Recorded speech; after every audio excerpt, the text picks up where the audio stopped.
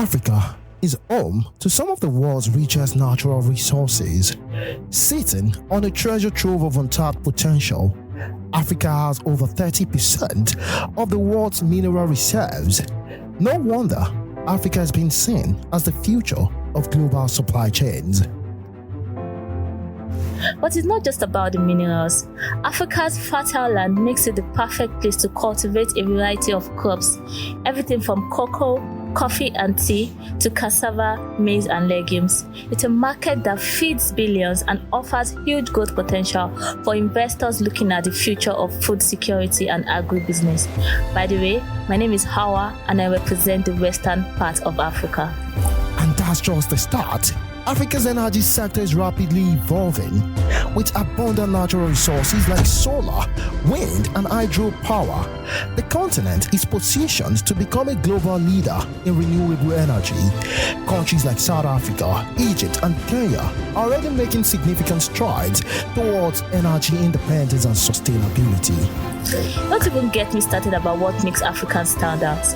Of course, it is people, the young, dynamic, and entrepreneurial spirit that is fueling the rise of technology and innovation. We are seeing incredible growth in sectors like fintech, e-commerce, and mobile technology. The continent's digital transformation is creating new opportunities for businesses and investors, and the pace is only accelerating. Discussing trends, challenges, and opportunities available in Africa is what we discuss on Invest Africa Podcast. Invest Africa Podcast. You are Africans. We are Africans. Louder. We are Africans. Louder. We are Africans. Come on, Africans. Yeah. We are Africans. I can't hear you. We are Africans. Louder. We are Africans. Come on, Africans. So whether you are a seasoned investor or someone looking to explore the emerging markets, the Invest Africa podcast is here to help you navigate this exciting landscape. Join us as we take you on a journey through Africa's abundant resources, thriving industries, and the game-changing investments that are shaping the future of the continent. The Invest Africa Podcast, shaping Africa's investment landscape.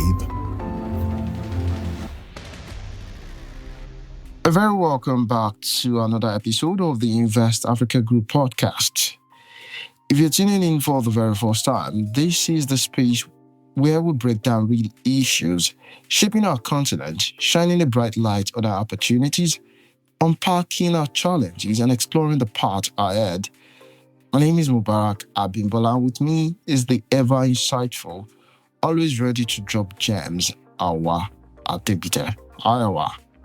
Hi Mubarak, thank you, and thank you to our listeners for joining us today. If you've been riding with us on this journey, you already know this platform is about deep, impactful conversations around investment, innovation, and interconnectivity across Africa. And to our new listeners, first of all, welcome. Second of all, I suggest you hit the pause button, scroll back and catch up with our previous episodes because trust me, they were absolutely fire. And yes, when you do that, don't forget to give us a shout out on all social media platforms using the hashtag Invest Africa Group Podcast. Now, today we are discussing a topic that is emotional and also economic. And as urgent as it is, uncomfortable. Yes, today we'll be discussing xenophobia in Africa. Not in the West, not in the global North, but right here on our own very soil, where the dream of African unity sometimes clash with the harsh reality of mistrust, exclusion, and division. That's right, guys. Today's topic is anti-immigrant sentiment in South Africa and Ghana, and how this has been a threat to African trade and investment. And let's be honest, this one is going to be intense, but absolutely necessary. Because here's the thing, we're not just talking about neighbors disagreeing over culture or competition. We're talking about economic ecosystems being disrupted, trade corridors being blocked, and the very spirit of the African continental free trade, we've been talking about that a lot on this podcast, being put at risk. So this isn't just about South Africa and Ghana in isolation. These are the two continents' key economic hubs. So what happens there actually sends a ripple effect across the whole of Africa, affecting everything from cross-strait business partnership to investor confidence. So if we can't figure out how to address anti-immigrant sentiment, then all those big ambitions, plans we have for integrated African growth might just as well, be plans on paper. And here's the twist. It's not just a one-dimensional issue. It's about economics, yeah, that's true. But it is also deeply rooted in history, politics, human rights, and even psychology. It's about how centuries old narratives shape modern realities, how political rhetorics fear public perception, and how fear, whether justified or not, can turn neighbors into rivals. So today, Awa and I are going to do what we do best: peel back the layers, challenge the easy answers, and bring you fresh insight into what's really at stake. We'll unpack recent xenophobic incidents from headlines in Johannesburg to street level tensions in Accra, break down their impact on regional business and investment, and highlight real-world case studies that shows just how high the stakes are. Along the way, we'll be asking the big uncomfortable questions. Who are we as Africans? What does unity actually mean beyond speeches and policy document? And can we truly build a thriving future for intra-African trade if our borders are open for goods, but our hearts are closed to people? So let's get into it. This isn't just about violence or protest. It's about what it means for investment confidence, the African continental free trade area, and the everyday people building bridges across borders. So stay with us. Okay, I like that Mubarak has been able to give us, the kind of brief into what we'll be talking about. So let's take it back to the roots for a moment, because Mubarak mentioned, this issue is deeply rooted in history. The word xenophobia, right, comes from the Greek roots. Xenos meaning stranger and phobos meaning fear. So at its core, it's about a deep-seated fear or dislike of people perceived as outsiders. But here's where it gets both strategic and ironic. In Africa, this fear isn't about people from distant continents or unfamiliar culture. It's about us turning on each other. We are talking about people who may share the same skin tone, similar histories of struggle, and even the same aspirations, yet still see one another as threats rather than allies. We're talking about Africans turning against fellow Africans, brothers and sisters whose only pride is coming from across a border in search of opportunity. South Africa has unfortunately been the most cited example. So, but do you remember the harrowing 2008 riots, where over 60 lives were lost and thousands were displaced in a wave of brutal violence? Yeah, of course I do. I think it's too fresh in my memory, even though I was young. It was on the headlines on major newspaper then. And, it was so hard to miss. The violence began in Alexandra, Gauteng on 12 May 2008 with attacks on migrants from Mozambique, Malawi, and Zimbabwe. It's quite surprising that the unrest quickly spread to Durban, Cape Town, and other provinces, eventually resulting in around 62 deaths and many injuries. I know a lot of people who would be asking, what caused this? A Human Science Research Council report pointed a couple of reasons, including intense competition for jobs, housing, and basic services. Psychological in-group bias, where South Africans saw themselves as superior to other Africans, and unsafe, opportunistic local leadership that capitalized on resentment to old authority. Yeah, then again in 2015, the pattern repeated itself. Streets filled with fear, families forced to flee, livelihoods destroyed overnight. So this happened in April 2015. Tensions in South Africa boiled over into violent riots that shook Durban and Johannesburg. At least 7 people lost their lives in the chaos, and many more were injured or displaced. Now, the arrest was followed by a growing belief among some locals that immigrants were taking the few jobs available, and this deepened resentment, right, in already economically strained communities. Then, the spark came. Public remarks began to come in from influential figures, most notably Zulu King, his name being Goodwill Zwelithini, who openly called for foreigners to leave South Africa. His words, whether intended or not, acted like bright tinder in a room full of matches. The message spread quickly, magnified by misleading social media posts and sensational news coverage that stoked fear and anger. And unfortunately, it didn't stop there. And also, one of the most heartbreaking videos from 2019 showed a man from Mozambique being set on fire while bystanders watch. The image haunts the continent's conscience till today. Between 1st to 5th of September 2019, xenophobic violence erupted again in Johannesburg. Shops owned by foreign nationals, particularly Nigerians, were looted and burned. Over 12 people died, and 680 arrests were made. According to Human Rights Watch, between 2015 and 2020, over 200 foreign nationals were killed in xenophobic-related violence in South Africa. So listeners, you will notice a familiar cycle. Economic hardship, scapegoating, violence, scapegoating. These sentiments are often rooted in economic frustration. Locals blame immigrants for job losses, crime, overcrowded services.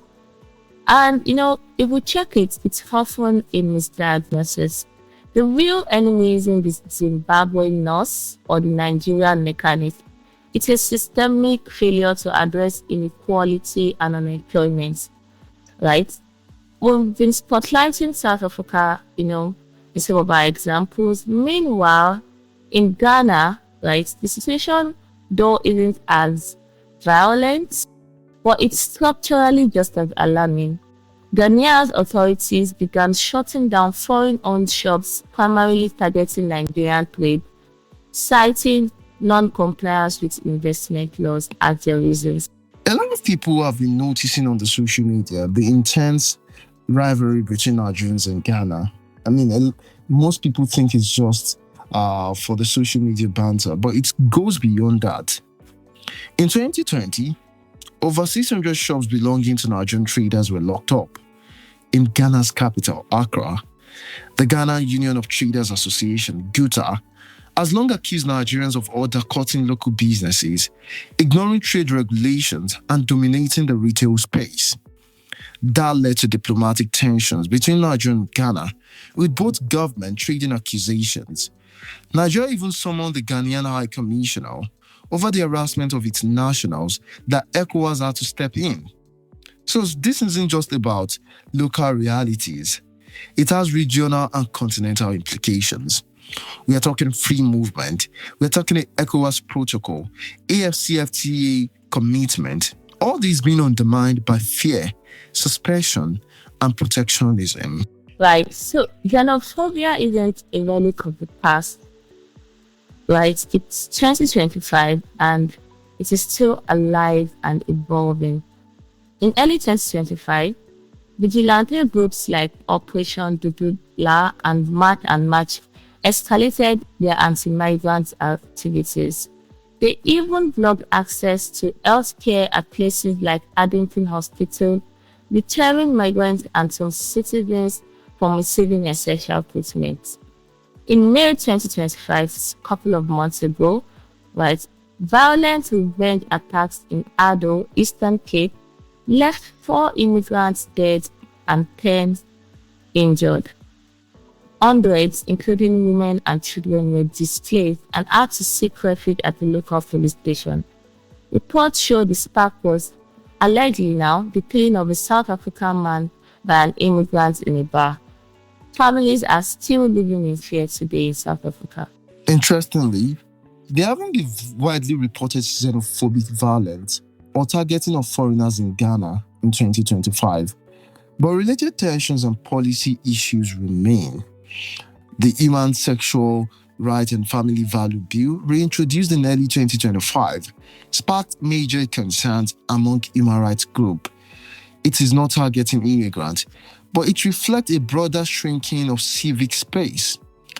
The bill criminalizes LGBTQ+ expression, potentially setting a tone of exclusion. Diplomatic pressure has been consistent, with Nigerian lawmakers and community leaders pushing Ghana on fair treatment of Nigerian traders. But unlike South Africa, there is currently no reported outreach from vigilante groups or violent incident. Today's xenophobia is dressed in legal jackets and nationalist rhetoric, but the outcome is the same: division, disruption, and disunity. And that's why this episode matters, because until we face it, we can't fix it. Xenophobia is bleeding our economies in ways most governments haven't even begun to quantify. So the question is, how is this crisis shaping the foundation of trade, business, and investment across Africa? I know that based on the incidents we've cited, you may have an idea, but Mubarak and Haya will actually give you what the situation is like in real time. So Mubarak, how much does this anti-immigrant sentiment actually cost us? All right, let's start with the intra-African trade. According to the United Nations Conference on Trade and Development, UNCTAD, as of 2023, intra-African exports account for only 16.6% of total exports on the continent. That's shockingly low when compared to Europe's 68% or Asia's 59%. Now remember, the whole point of the African Continental Free Trade Area, AfCFTA, was to increase the number to boost intra-African trade by 52% by the end of 2022. But here's the catch: you can't trade across borders if your people are scared to cross them. Investors don't like chaos. They don't like uncertainty. And xenophobic violence is the kind of chaos that sends alarm bell ringing. Yes, that's absolutely true. Because when violence broke out in South Africa in 2019, foreign direct investment sentiment took a noticeable hit. Nigeria, one of South Africa's biggest trading partners, pulled back in several sectors. MTN, a South African telecom giant, reported losses of about 2 billion naira, and that's roughly $5.5 million in Nigeria due to retaliatory attacks on its outlet. ShopRite, one of the continent's largest supermarket chains, also found itself caught in the crossfire of public anger. While its eventual exit from Nigeria in 2021 was officially linked to currency pressures, supply chain issues, and tough retail conditions, the reputational damage from repeated diplomatic tensions didn't help at all. And this is the hidden cost of xenophobia. Even when it's not the direct cause, it can sour public sentiment, strain business relationships, and make investors think twice before committing their money. Yeah, and it's not just about trade. It's about trust. And trust is the bedrock of commerce. Without it, deals collapse before they are even signed. When people see viral videos of mobs attacking foreign shop owners, or hear stories of mobs attacking foreign owners who have invested their savings into a business only to watch it crumble under anti-immigrant hostility, they start asking themselves tough questions. Like, is this where I want to build my business? Is this where I want to raise my kids? Is this where I'm willing to invest my capital? And when people start answering no to these questions, the damage spreads far beyond the targeted communities. It ripples across supply chains, real estate market, tourism, and even the stock exchange. Because in today's interconnected Africa, a crack in trust in one city can shake confidence across the continent.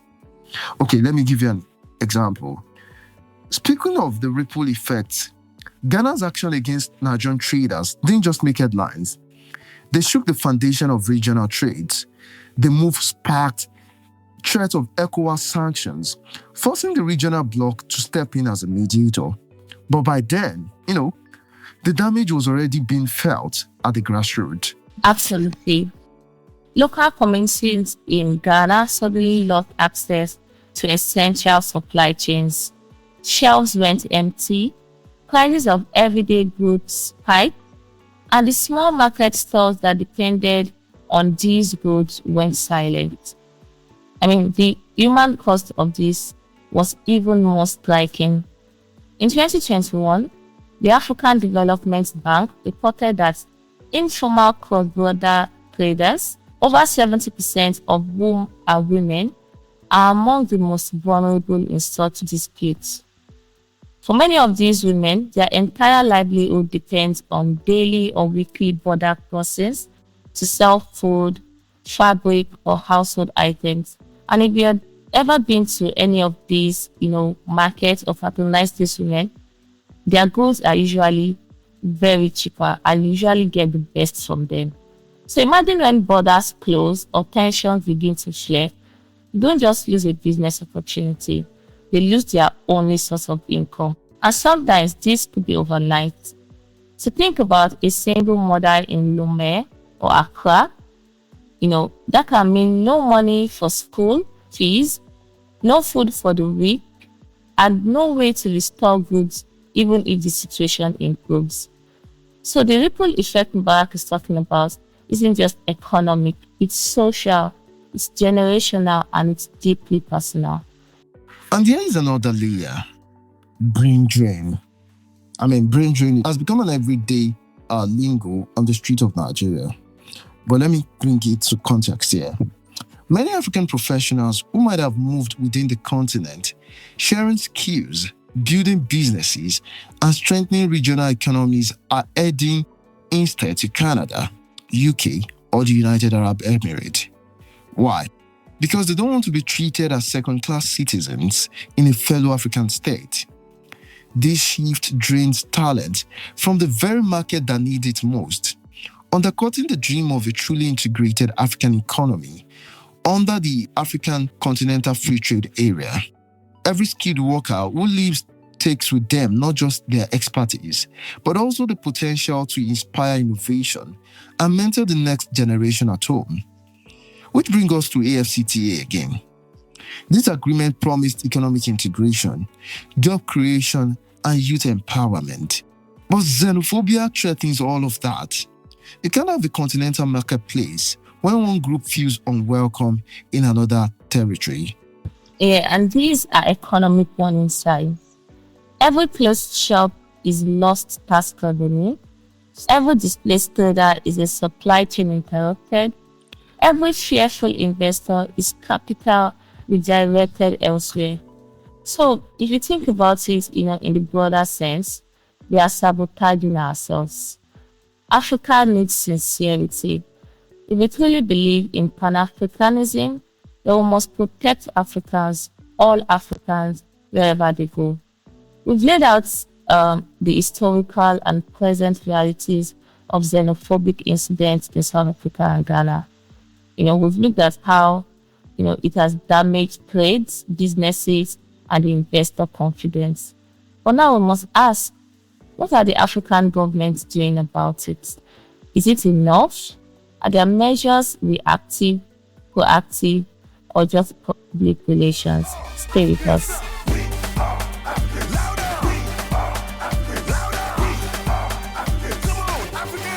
I'm glad you mentioned Pan-Africanism, and I'm glad you asked the question, what has African government done about xenophobia?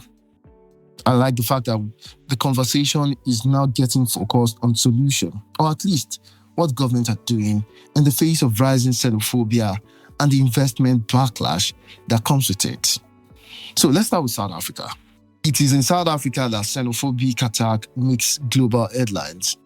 Ghana's situation is not as deep as that of South Africa. In 2008, 2015, 2019, and 2022, most especially after the 2019 attacks that claimed over 12 lives and displaced hundreds of foreign nationals, the South African government launched a national action plan to combat racism, racial discrimination, xenophobia, and related intolerance. Sounds impressive, right? But critics argue that much of it remained on paper. In fact, so many people still think that even within South Africa, among South African nationals, xenophobic attacks are still rampant. That's right, Mubarak. The National Action Plan to combat racism, racial discrimination, xenophobia, and related intolerance, promised a coordinated approach, public education campaigns, strong law enforcement against hate crimes, right, and also more inclusive immigration policies. The Department of Justice and Constitutional Development leads the NAP, coordinating across 8 government departments, including police, immigration, and justice. They've initiated baseline studies on anti-foreigner sentiment, developed public education campaigns, and set up a rapid response mechanism to monitor and respond early to xenophobic incidents. But we all know that policies, especially in Africa, often lag behind promises. And many migrants, like Mubarak has mentioned, say that the hostility they face remains unchanged. And on the legislative front, South Africa passed the Prevention and Combating of Hate Crimes and Hate Speech Act of 2023, and it was signed in May 2024. This act criminalizes hate crimes and hate speech with stricter enforcement tools planned, though it is not yet in force. The government has also partnered with the United Nations Protection Working Group, academia, and civil society, including Anti-Racism Week that has been scheduled from March 14 to 21st to promote awareness and community-level change. Over in Ghana, responses have been less centralized, but yet still significant. That's right. Following protests and shop closures targeting Nigerian traders, Ghana reaffirmed its commitment to ECOWAS protocols. President John Mahama personally assured Nigeria's envoy that Ghana would not allow xenophobia to gain ground, emphasizing the brotherhood between the nations and long-term stability. Establishing a Nigeria-Ghana Joint Commission was also proposed to manage migration, youth unemployment, and bilateral trade. The Nigerian government, on the other hand, also issued strong diplomatic protest, warning that Nigeria would no longer tolerate harassment of its nationals. While not a Ghanaian policy per se, it has pressured Ghanaia's authorities to moderate enforcement practices and protect immigrants. So yes, governments have rolled out initiatives, but here's the thing. Policies only work if they are enforced consistently and backed by genuine political will. We can have the best framework on paper, but if law enforcement turns a blind eye, if political leaders use migration as a scapegoat, and if ordinary citizens don't buy into the idea of African unity, then the cycle will keep repeating. Absolutely. Governments need to move beyond reactionary measures and invest in long-term social cohesion strategies. Things like inclusive economic policy, community policing, and platforms where grievances can be aired before they explode. Because at the end of the day, curbing xenophobia isn't just a moral obligation, It's an economic necessity for the future of African trade and investment. So before we, move into the lessons these xenophobic incidents teach us, and especially how investors might want to navigate these challenges to their advantage, we should bring you up to speed on the latest investment trends in Africa. So Mubarak, do you want to start? Oh yeah, we almost forgot about that. Yeah, let's make it the headlines in the world of investment, trade, and policies in Africa. Let's quickly catch on that. So here's what is making headlines in the world of African investment. African countries are now attracting record-breaking foreign investment. And I would like to start with EU's 4.7 billion euros commitment to South Africa. On March 13, 2025, the EU unveiled a 4.7 billion euros, approximately $5.1 billion investment package under its Global Gateway program to support a just energy transition, vaccine manufacturing, and improve digital and physical connectivity in South Africa. The announcement was made in a high-profile meeting, between EU leaders and President Cyril Ramaphosa.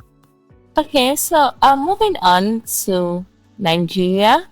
Cocoa farmers race to meet the EUDR deadline on sustainability by December. So the federal government and stakeholders in the cocoa value chain met to assess the progress so far made towards complying with the European Union Deforestation Regulation (EUDR) on sustainability. So the European Union, which accounts for over 60% of Nigerian cocoa exports, had set the deadline December 31st, 2020. However, the letter extended this to December 2025, for Nigerian cocoa farmers to comply with the regulation which bordered on sustainable cocoa trade under the EUDR compliance framework.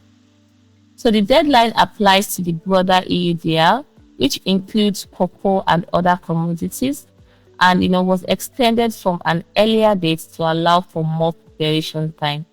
Failure to comply could lead to rejection of Nigeria cocoa exports to Europe, among other punitive measures. That doesn't sound like a good one for Nigeria.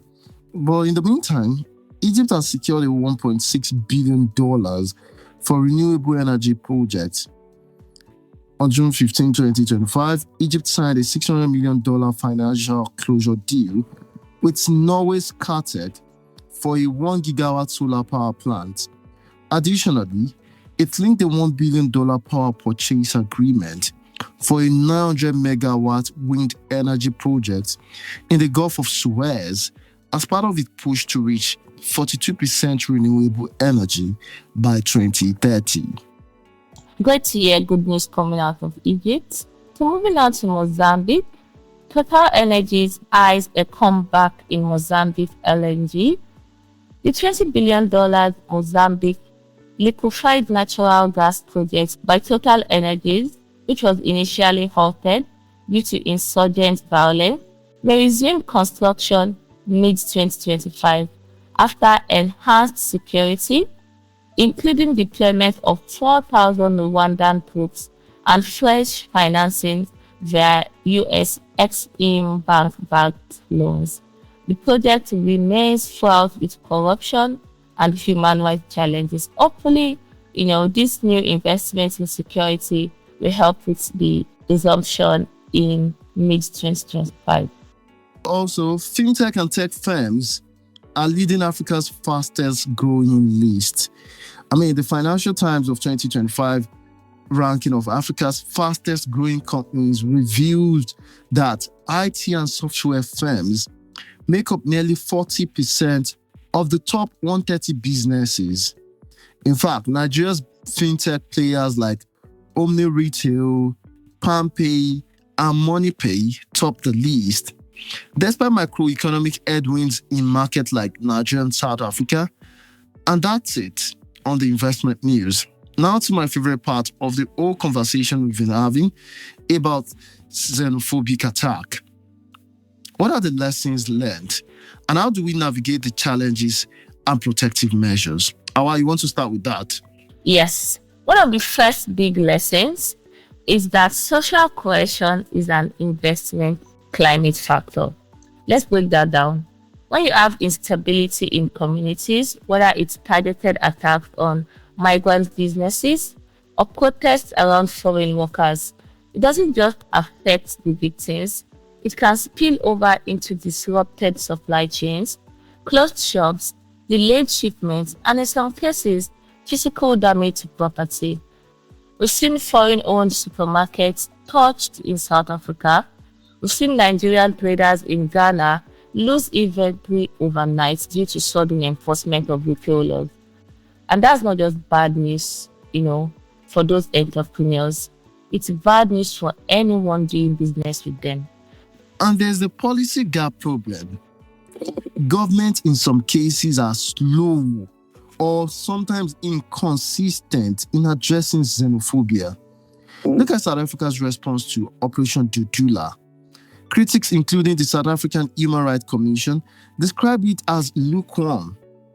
In Ghana, the enforcement of retail space laws became a point of tension without adequate diplomatic cushioning.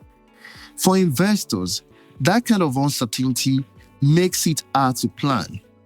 You can model for currency fluctuations or commodity prices, but it's a lot harder to model for sudden unrest linked to social tension if you don't know how decisively the government will act. Absolutely. Policy, will continue to shape the landscape, of anything, whether living or business in Africa. Moving on to, another lesson that continues to resonate with me, right? And that is the fact that perception matters. In the investment world, headlines are just as powerful as spreadsheets. A single viral video of violent unrest can undo months of goodwill campaigns. Tourists may reconsider trips, skilled migrants may choose different destinations, and investors, would definitely pause to ask, is this the right time to enter this market? We saw this in 2019 when footage of anti-foreigner attacks in Johannesburg spread across the continent. Nigerian musicians cancelled concerts, South African retail chains in Nigeria faced boycotts, and bilateral relations took a hit. And remember, reputation takes years to build and just days to damage. What a great conclusion you have there. Reputation takes years to build, but days to damage. So in short, I'm going to emphasize this for anyone looking to put capital into African market. Xenophobia has taught us that social political stability is as critical as fiscal stability.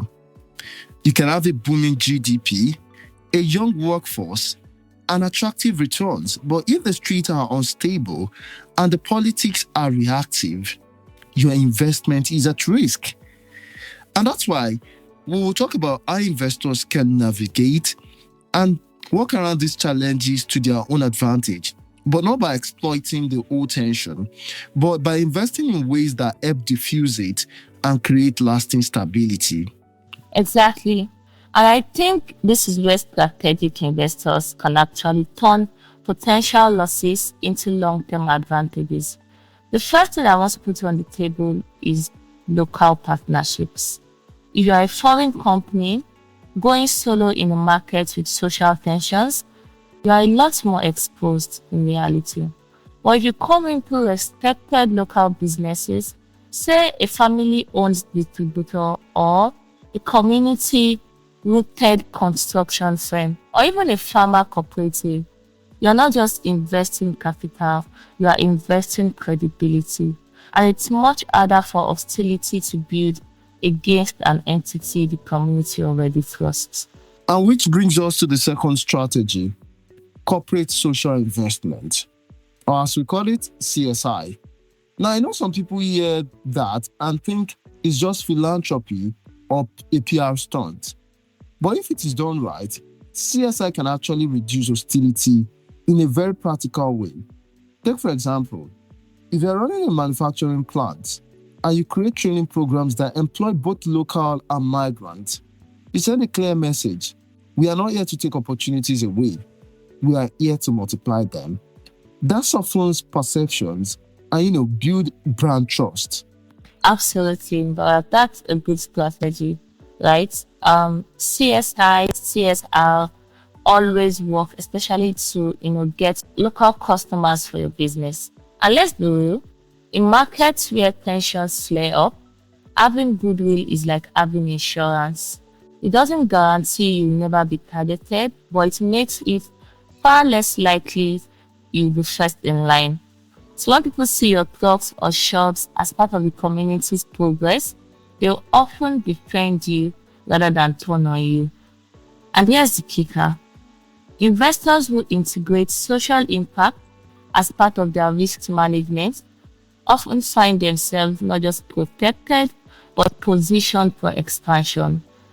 If you become the go-to example of a socially responsible investor, you get first dibs on new partnerships, new territory, and even funding opportunities. True, Awa. Then let's talk about sectoral choices. This is where some investors trip up. If you enter a market with a business model that looks like it only benefits outsiders, you're going to trigger resistance. But if you're in sectors that visibly improve livelihoods like agriculture, infrastructure, vocational training, or probably affordable housing, you're aligning your goals with community needs. When the local can see, touch, and directly benefit from your work, they are more likely to view you as a partner rather than a competitor. So the takeaway here is this. Xenophobia may be a risk, but it is also a signal of where the market's social weak spots are. And if you address those weak spots as part of your business strategy, you're not only shielding yourself from loss, you are laying the groundwork, for a long-term growth. Alright guys, we've talked about the lessons from xenophobic incident and how investors can actually use these challenges to their advantage. But let's be practical. What should investors actually do on the ground to keep their operations safe? Because it's unsafe to just rely on, let's say, good intentions. Protecting investments in volatile social environment takes prevention, adaptation, and resilience planning. And for me, the first step is risk mapping. Too many investors rush in after seeing a promising economic forecast without asking, what is the social climate? What is the what's the historical relationship between locals and outsiders in this sector? Right? So if you're only doing economic feasibility studies, you are missing the real triggers of unrest. Yeah, I quite agree with you, Awa. If you're only doing the economic feasibility, it's more or less like you gambling. And once you've entered the market, you've got to keep your finger on the pulse. That's where political and community intelligence comes in. You need system for actively monitoring policy shifts, labor tensions, and public sentiment, whether it is through community liaisons, local media tracking, or hiring analysts who can read between the lines. So if there's a change or a sudden visa policy or rumors about layoff, you hear about it early enough to adjust. And speaking of adjusting, you don't want all your eggs in one basket. That is diversified operations. Or if 100% of your operations are concentrated in one high-risk area, a single incident can shut you down, so it can take you from being a Dangote to being a Mubarak. But if you spread your facilities, suppliers, or partnerships across different regions, you've got a natural shock absorber. So, but I like how you consistently advocate for, spreading your tentacles, not putting all your eggs in one basket. The consistency, in that particular advice is, really commendable. And you're absolutely right. I mean, not keeping all of your business or all of your investments in just one area, right, is one of the best ways to shield yourself against xenophobic attacks, right? And it's not just really about physical locations, right? Even diversifying your stakeholder relationships help. Don't rely on just one government contact or one community leader. Because if something changes politically, you will need multiple doors you can knock on. Now, when tensions do flare, you need more than good diplomacy. You need security protocols. That means clear contingency plans for staff safety, routing supply chains, and securing physical assets. This could be as simple as mapping alternative transport routes or as complex as having pre-negotiated warehouse leases in safer zones. So the point is, you shouldn't be figuring it out in the middle of a crisis. Be prepared for it. That's the Boy Scout motto. Be prepared. And let's not forget engagement with authorities. Don't wait until there's unrest to introduce yourself to local or national government officials. Establish formal communication early. When a crisis hits, being able to pick up the phone and speak to the right person can be the difference between shutting down for weeks or being up and running the next day. Here's the bigger picture. These measures don't just prevent losses, they also send a message to regulators, partners, and even the community that you're committed, prepared, and responsible. In markets where trust is fragile, that is absolutely priceless. So, guys, that is a wrap on this episode of the Invest Africa Group podcast. Dear listeners, maybe you're not a policy maker or an investor, but you do have power. Power to change the way you speak about the other. Power to stand up when injustice happens at your workplace, mosque, school, or market. Power to share facts, not fear. And if you're in business, build network across borders. If you're a student, start a dialogue. If you're a content creator, tell the truth of African unity. If you're in government, act boldly. This continent is ours, and our future won't be built by closing borders, but by opening hearts and opening doors. That was powerful, Mubarak. Thank you. And thank you guys for staying with us through this episode. We've talked about something quite sensitive, yet so realistic. It's our reality, and it's so sad. So we need to keep talking about this. We can't be against each other. We are all Africans, so let's open our hearts and open our doors, like Mubarak has said. So, guys, if you've learned anything today, don't forget to share this podcast with someone. Share it with everyone. Let the message ripple. And don't forget to follow Invest Africa Group podcast on all streaming platforms. Well, we'll be back another time with another topic that challenges us all to build a better, more connected continent. Until next time, invest in Africa, believe in Africa. Bye-bye. Bye-bye.